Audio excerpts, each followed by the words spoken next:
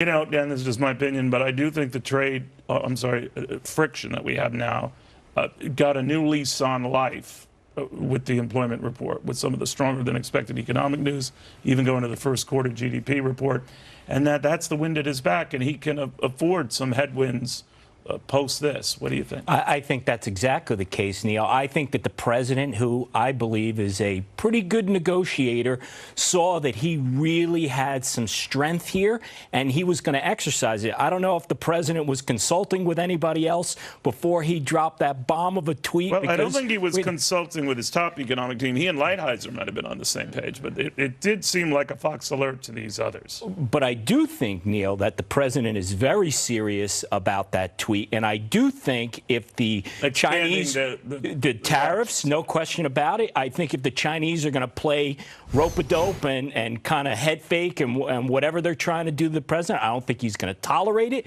I think he is going to play hardball, and I think they're going to wake up pretty quickly to find out on Friday he's not going to back off. He's going to put these new tariffs in place, and the Chinese are going to have to deal with it, and they're going to have to figure out how they're going to save face, because the president doesn't always build a bridge for his partners to retreat over. But is he ready for the fallout for us? Because governments don't pay these tariffs. We do. Right. And then some of these companies that are dealing with this, like Cavuto, they can absorb a good chunk of that, but not all of that. Hey, look, going into the 2020 election, it's the economy. It's all about the economy. President Trump can go to the country and say, you are better off than you were before. Look, if the economy, if we lose a little confidence and people begin to retrench, all the economic data is not 100% right now. I mean, there are some weak points in the economy, so he definitely isn't going to take a risk with that.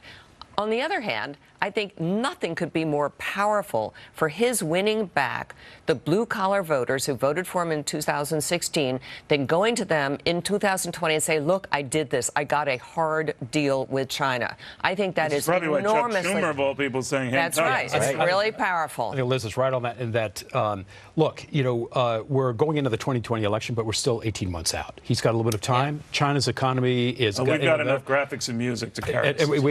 We have a very slow recovery in China. It's pretty vulnerable right now. Maybe now's the time to kind of push the issue. The president's going to mislead on this issue of who's paying for the tariffs, that it's China paying the U.S. economy, which it's not. It's the consumer in the U.S. having to pay higher prices. Billions of dollars from it. I don't know what that billions of dollars has gone. Yeah, I know our deficits are getting worse. No, the consumer is paying higher prices because the tariffs put a higher price on Chinese goods coming in. The pressure on China is that, guess what? The consumer doesn't want to buy as many of those goods.